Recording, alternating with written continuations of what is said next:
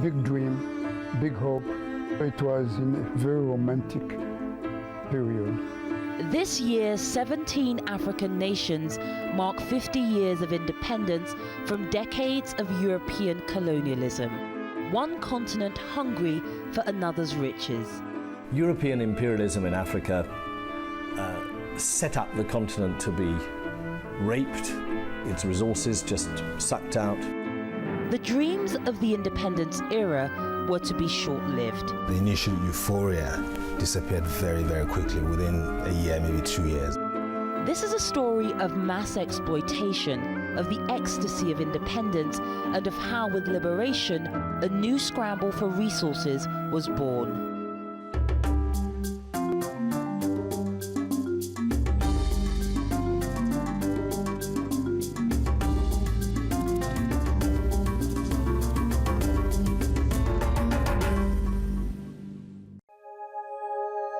Whether in bustling cities or remote villages, the 1880s and 90s were years of terrifying upheaval in Africa. People were killed. Villages were destroyed. Political systems were completely destroyed. Leaders were arrested, put in jail. Fleet upon fleet of foreign soldiers armed with new weaponry and a sense of entitlement descended as if overnight. That was traumatizing. This was a face of their European trading partners people had rarely seen. United in their cause but divided in their efforts, armed resistance failed. In the space of just 20 years, 90% of Africa was brought under European occupation. Europe had captured a continent. Gunboat diplomacy. In many instances, the British did not actually have to go to war. Just the threats of war, the fact that there were all these big, powerful guns was enough to force the local chiefs to sign a treaty. All this because of massive sea changes. Not in Africa itself, but in Europe, which was in the throes of the Industrial Revolution. The advent of the machine was transforming the continent into the workshop of the world. A workshop in need of raw materials. Palm and peanut oil would literally grease the engines of the revolution. Modern transportation would need rubber for tires, and Europe's prosperous middle classes now demanded luxuries from overseas. This was the dawn of industrial-scale production, modern capitalist economies, and mass international trade.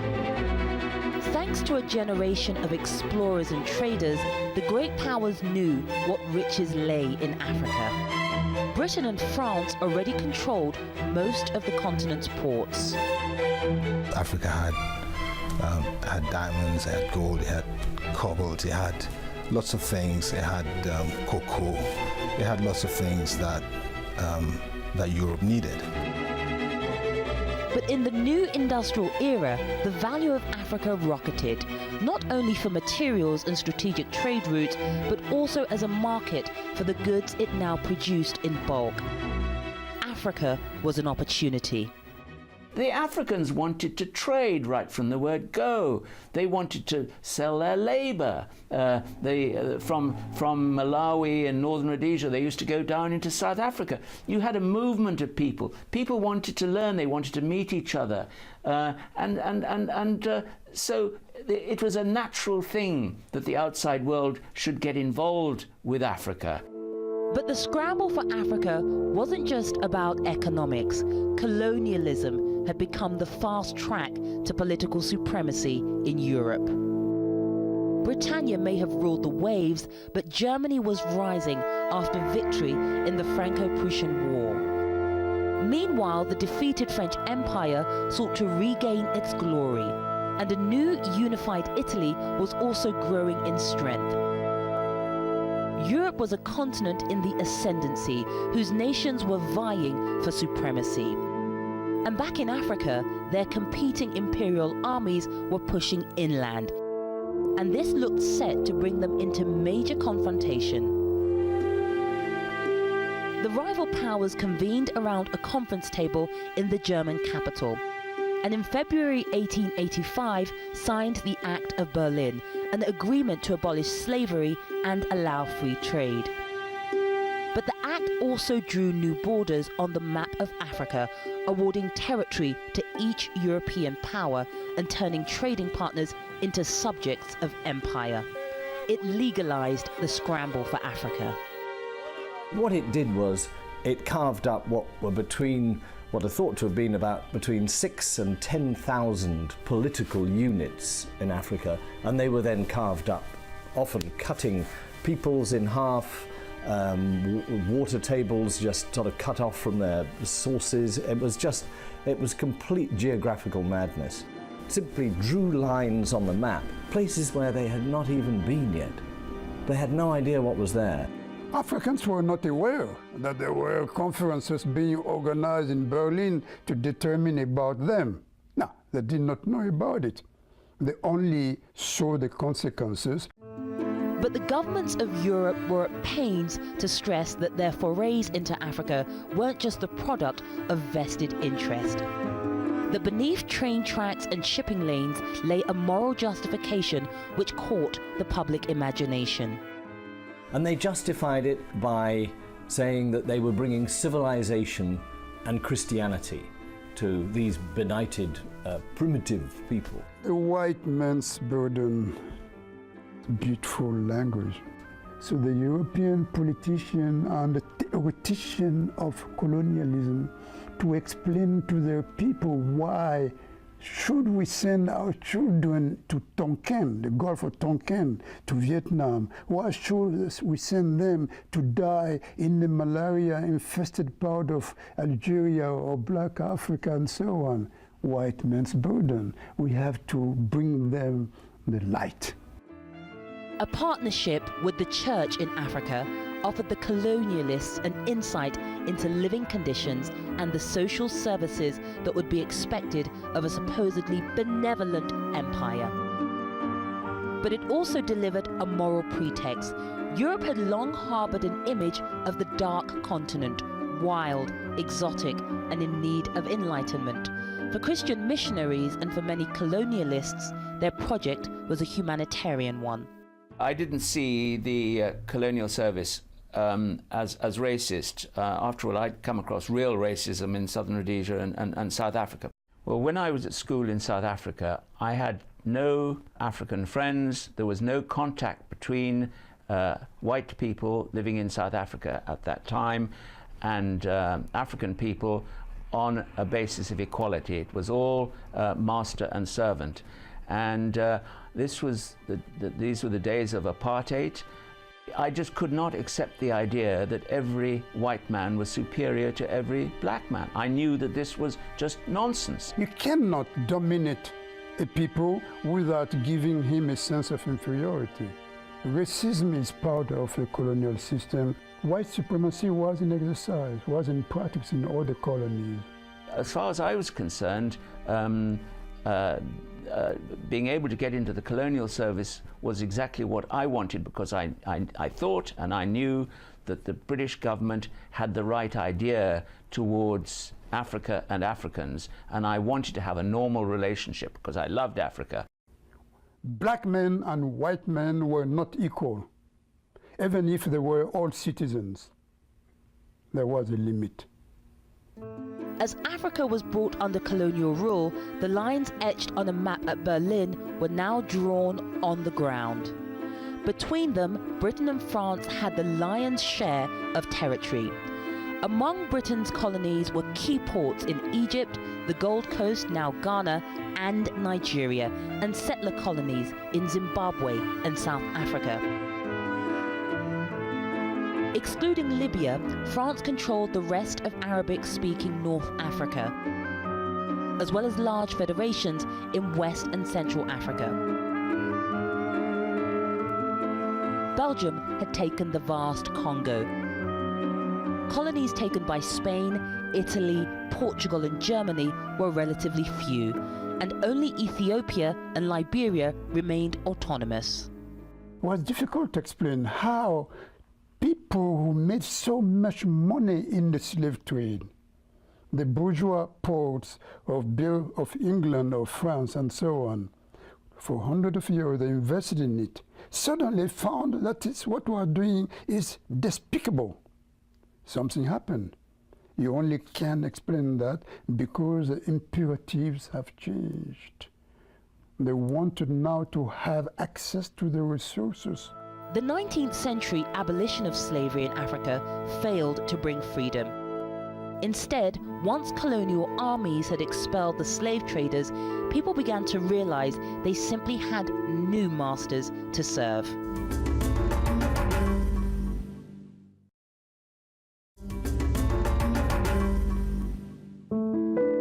Gold and diamonds, cocoa, ivory, rubber and cotton. Intensive exploitation swept through the continent as Africa delivered on its promises of untold riches bound for the dockyards of Europe. By the end of the 19th century, it had helped crown Britain the powerhouse of manufacturing, with a massive share of world exports, half of all cotton goods and 80% of all clothing. The French built their business plan on two materials crucial to industrial Europe: groundnut and cotton. But in colonizing the Sahara and staffing an elaborate administration, they struggled to see profits. France didn't simply want to rule an area, they wanted to assimilate a population. African towns were remodeled to replicate Dijon or Marseille. And the more French a person became, the better their chances in life. It was an attitude to Africans that they were proud of.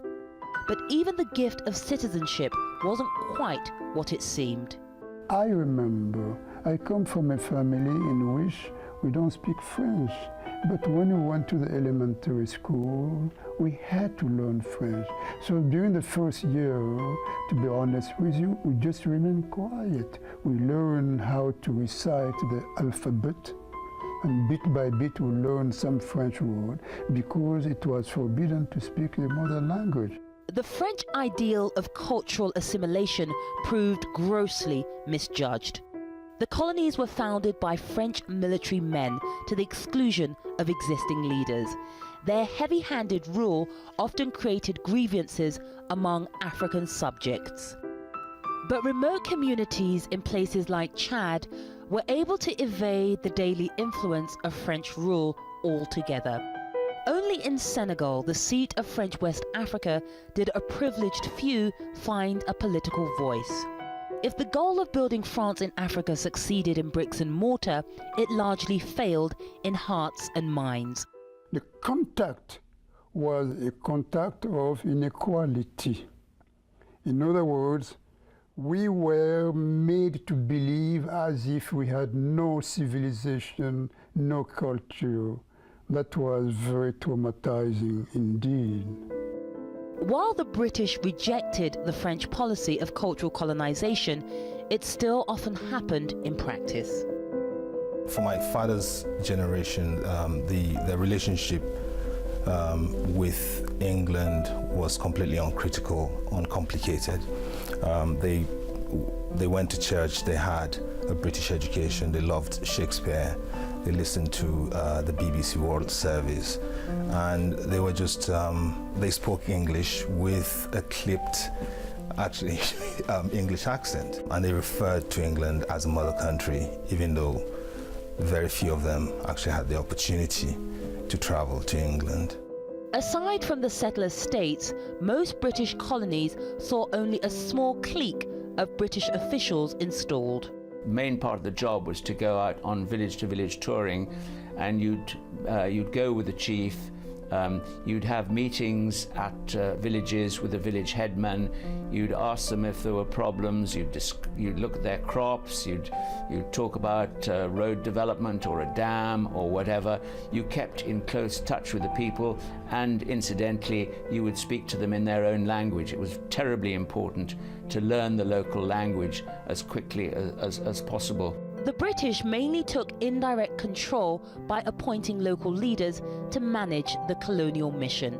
But ruling by proxy created huge variations in practice and fostered enmity between tribes. And ultimately, African leaders working for the British lacked credibility in the eyes of the people. When the white administrator in his Bentley or in Rolls-Royce with the Union Jack appears, there is no question. There are no two sources of authority. There is only one authority. It is the authority of the king or the queen.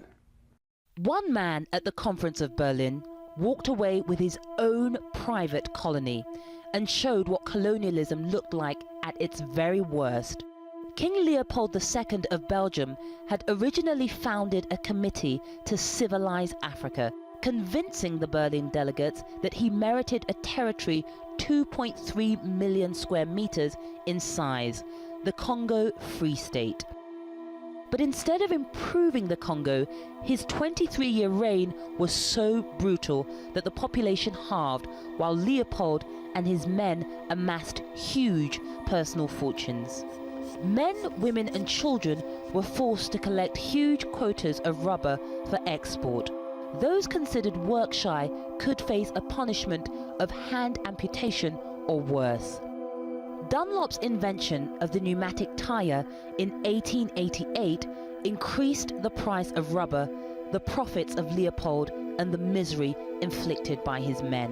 When you look at Congo under King Leopold, you realise the whole imperial venture in Africa could have been a great deal worse. I mean, that was just pure looting. Africans who didn't allow themselves to be enslaved were just killed. By 1903, reports of atrocities compiled by Christian missionaries and British envoys reached the world press. Leopold was exposed, but it took another 5 years for the Belgian government to finally repossess the Congo from Leopold amidst a state cover-up. The British, the French, the Germans, before 1918, of course, the Belgians used taxation, they used forced labor for their enterprises. It was the same practice almost ever. From the point of view of the African, there was a unity in the colonial system. The imposition of European rule was at best a bittersweet encounter. In many places, rapid development came at the expense of personal freedoms. Development designed to help the European project as much as to help African society.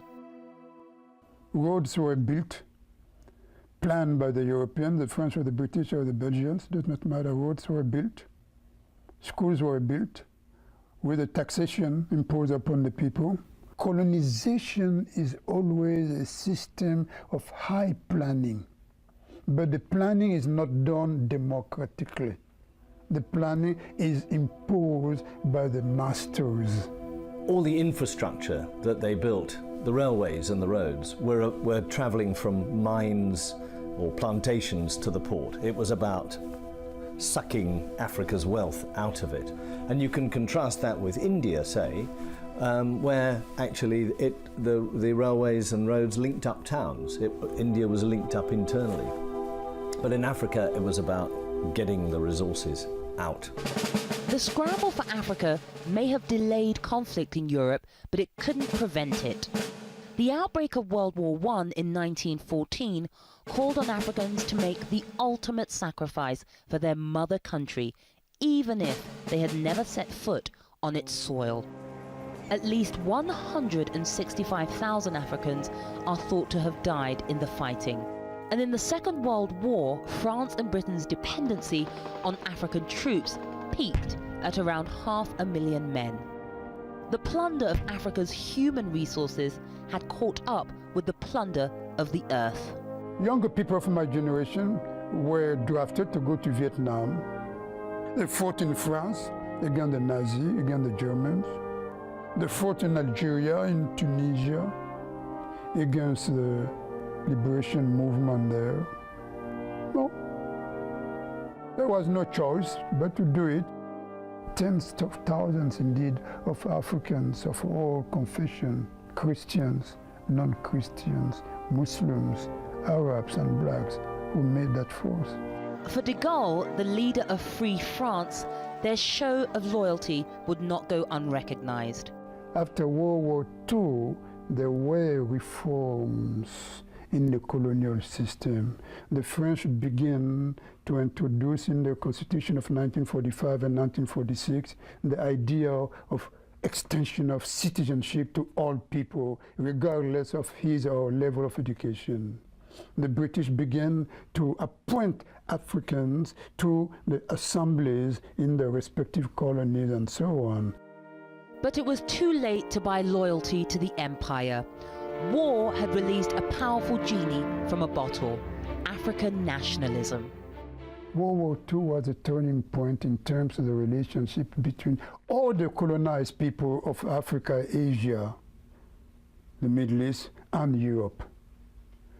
Because World War II destroyed systematically the invincibility of the Europeans. They suddenly found that these white people who back home in Nigeria, they had sometimes deified, they basically lived completely unequal existences. And suddenly they found in places like Burma that they were just as human as anyone else. They were brave, they were cowards, they did everything any human being did.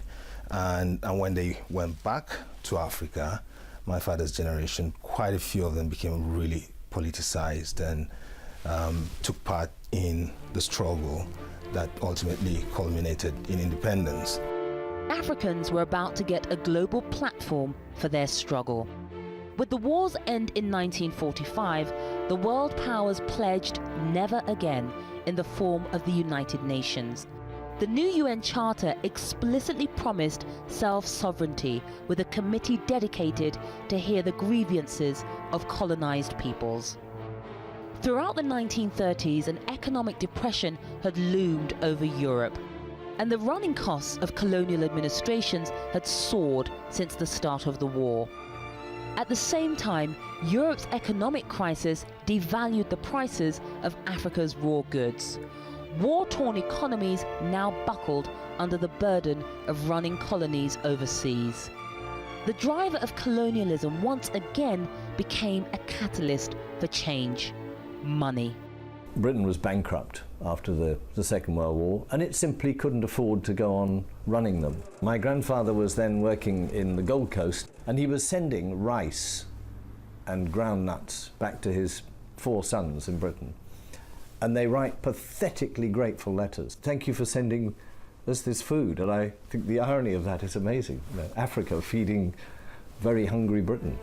But even as late as the 1950s, many in Europe allowed themselves to believe the empire could endure. The visit of the Great White Queen that touched the Nigerian imagination.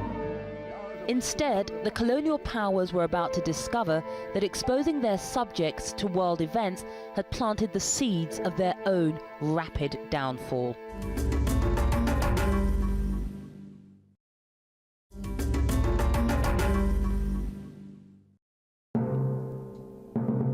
The European, being in the position of power, had one yardstick.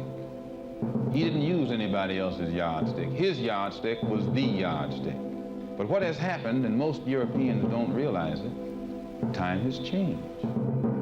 With this new sense of dignity and this new sense of self-respect, a new Negro came into being with a new determination to suffer, to struggle, to sacrifice, and even to die if necessary in order to be free.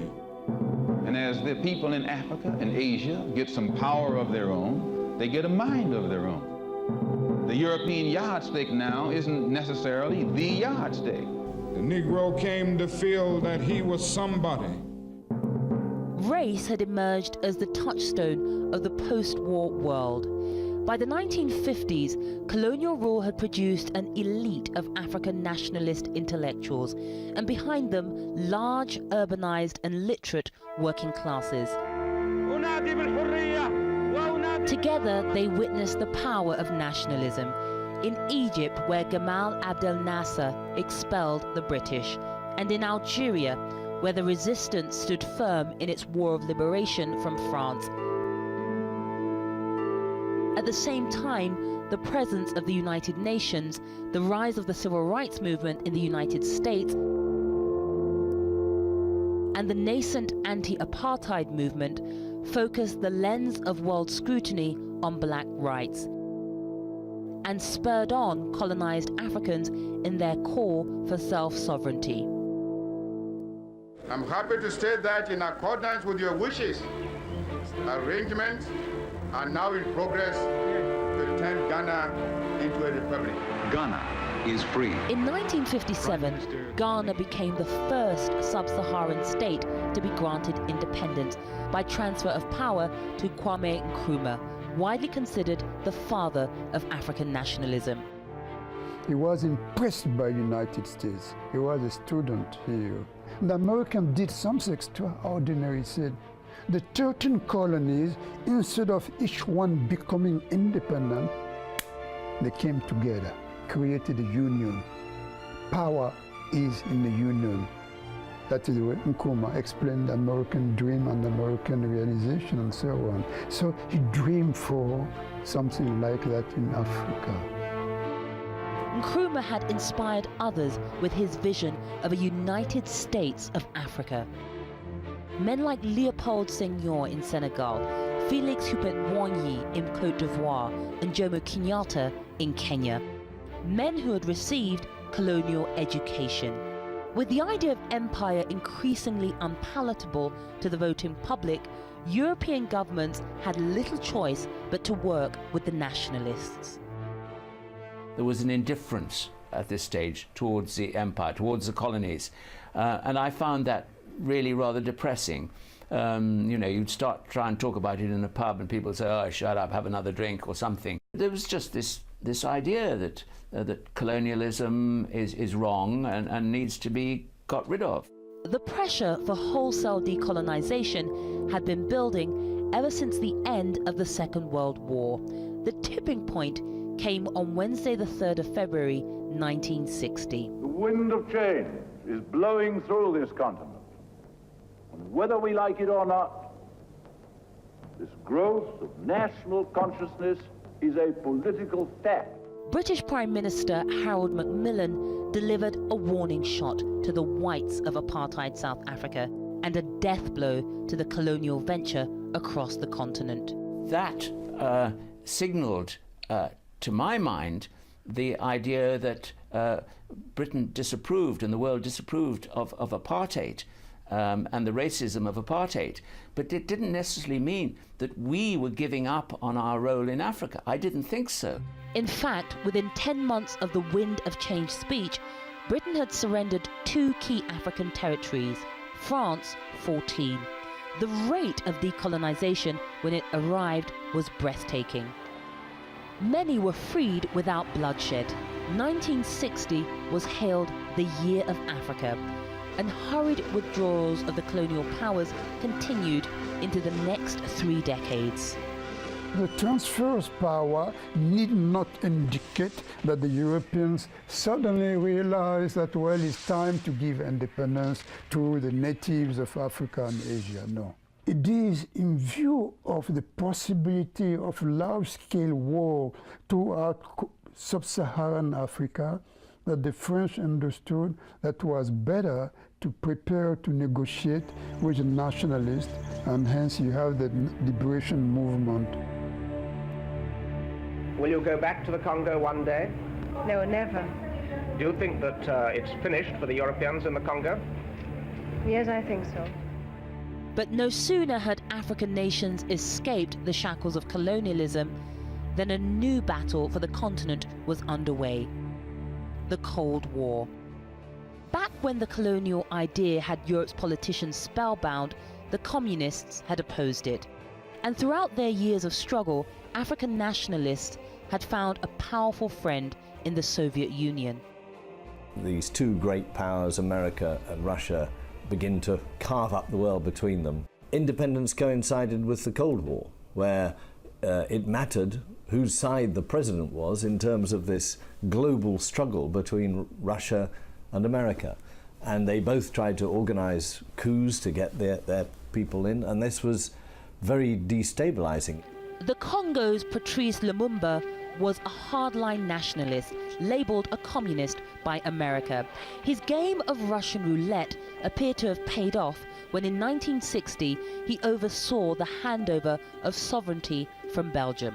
He was to become victim of the opposition between the West and the East, between the bloc, Soviet bloc and Americans. Because militia leaders with control of the mineral-rich Katanga province refused to be swallowed up in a wider republic led by a Soviet-backed Lumumba. Fearing their own material losses, the US and Belgium supported the rebels. And just 3 weeks after bringing the country into independence, Lumumba was captured by the Katanga militiamen, tortured and killed. So he became a legendary figure, not for what he did, but for what he could represent. Lumumba suffered more indignities, including being forced to eat a speech, which he restated his claim to be the Congo's rightful premier. Congo's riches, combined with global geopolitics, had again proven a disastrous mix. And with freedom from overt colonial exploitation, the scramble for resources was driven underground.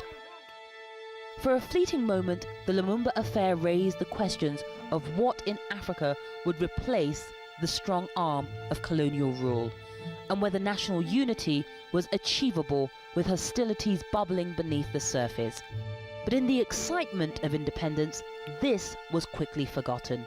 I suppose one of the ironies is that the European countries that were democratic didn't really introduce much democracy to Africa. So when independence comes and people can vote, many of these countries then politically exploded. All sorts of political problems that had been suppressed by colonial imperial rule then burst out, and many of them, like in Congo, practically tore the countries to pieces. I think it was a very unplanned thing, frankly.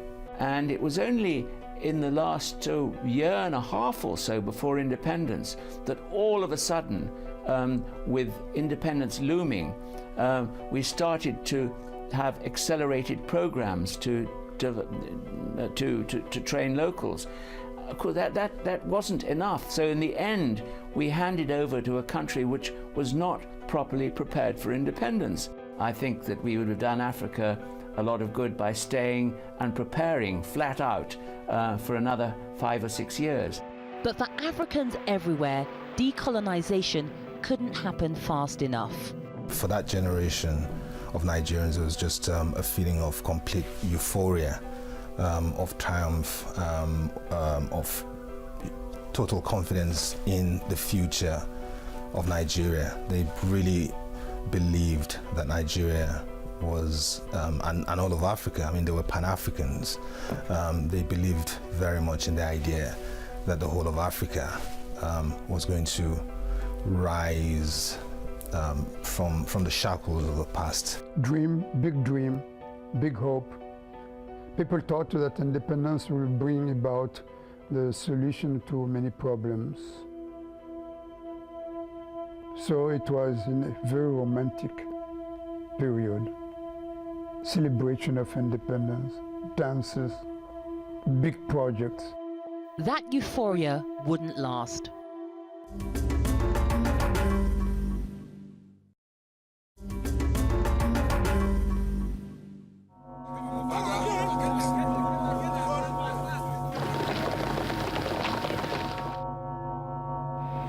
I think the 60s were a very violent decade, and so the initial euphoria disappeared very, very quickly within a year, maybe 2 years, and then from 62 to 1970, it was just one incident of violence, of carnage after another. It faded when the military began to seize power, and the military are not leaders, they are not political figures, they only are specialized in what? In the use of the weapon and so on. They have no political mission except to maintain the security of the country and so on. So you have the coming of new leadership for whom nobody voted. That was a terrible fact. Many newly sovereign states of Africa, left with the legacies of occupation and the challenges of state building, were soon consumed by bitter power struggles. In many places, militiamen overran the nationalist thinkers. Within the first 20 years of independence, there were 40 successful coups and many more failed ones. Former British territories were torn apart by ethnic conflict as the dark side of ruling by proxy gradually came to light. One of the problems with independence when it came was that the colonial powers hadn't ruled Nigerians as Nigerians. They'd ruled them as Hausa people or Yoruba people or Igbo people. They hadn't ruled Kenyans as Kenyans, but as Kikuyu or Luo people. And suddenly they all had to be Kenyans, Nigerians. And very quickly the politicians naturally looked to their own people for their political power base, and politics became very ethnicized. In the 30 years which followed the Year of Africa, 2 million people are thought to have died in ethnic violence in ex-British colonies alone. In the case of Nigeria, basically when the British left in 1960, they left a political class that was already, even at that point, divided against itself. They had a system where the chiefs and the kings ran things and just reported to the district officers. In Western Nigeria, as a result of this encounter, schools were built, churches were built, and very quickly an educated elite emerged. In the north, again with the same system, the chiefs and the kings said, okay, we accept you as our colonial power, but can you just just stay out of our business of things? And so they, in most parts of the north, they would not allow churches and schools to be built.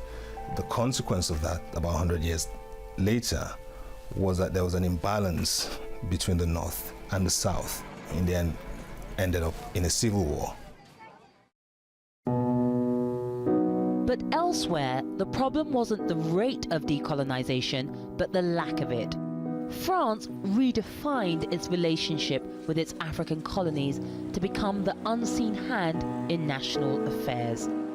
Quietly, French control was going underground. The French never really left at independence. Behind, for many years afterwards, you'd go to a ministry in Francophone Africa. You would talk to the minister, who would be African. Behind the door, there would be a Frenchman, signing the checks, doing the accounts, reporting to Paris. In 2006, President Sarkozy promised a cleanup of the French foothold in Africa. No more secrets, real independence.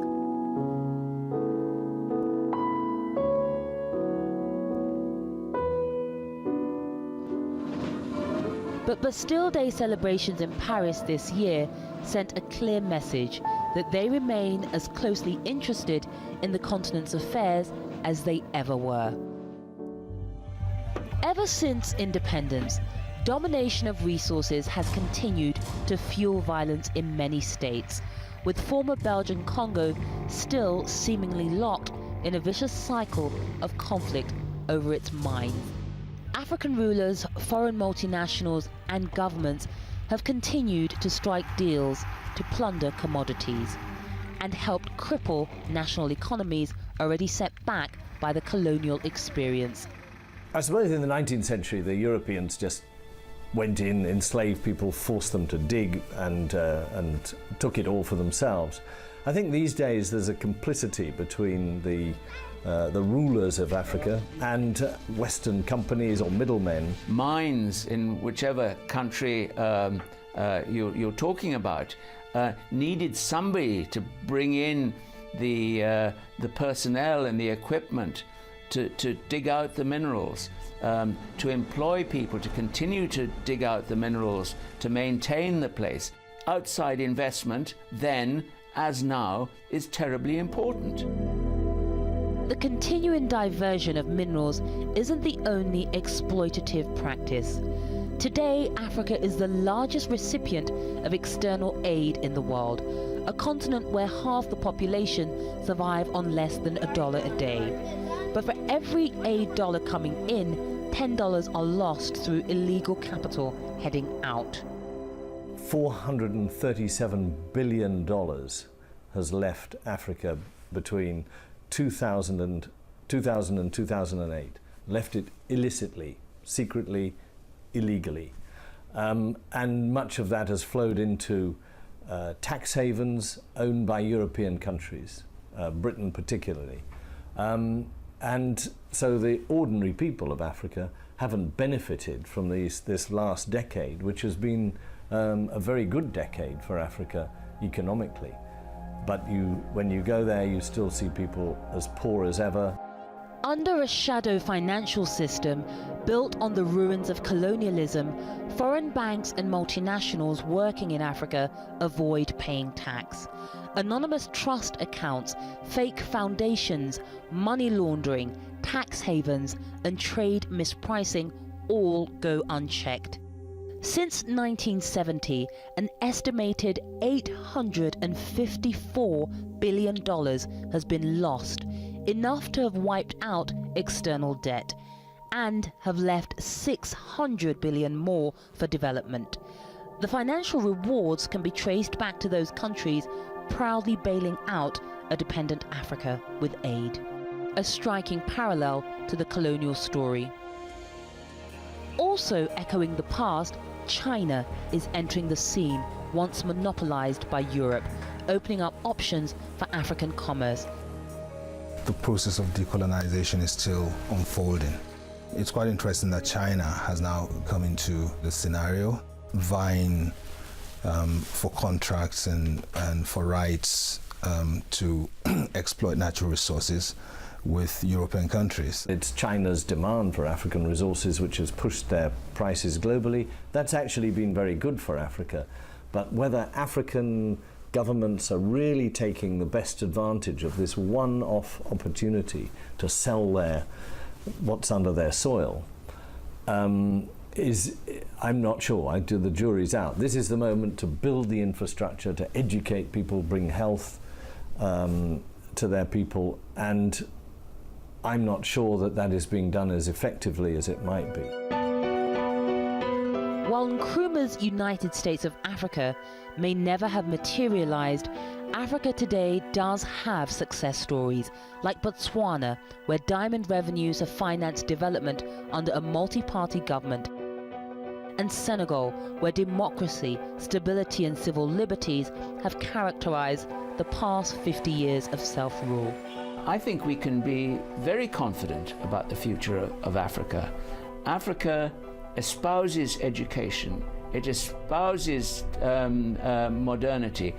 It is also becoming more and more democratic.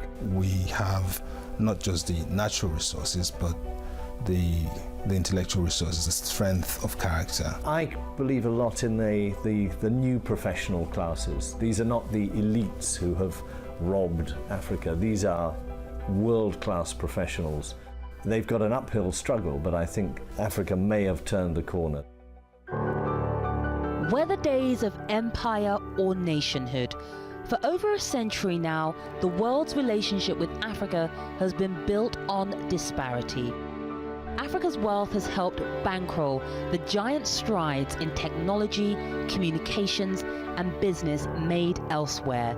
But by safeguarding natural riches, prioritizing national interests, and with trade and development done on equal terms, there's a chance the coming 50 years could break the cycles of the past and finally bring real independence.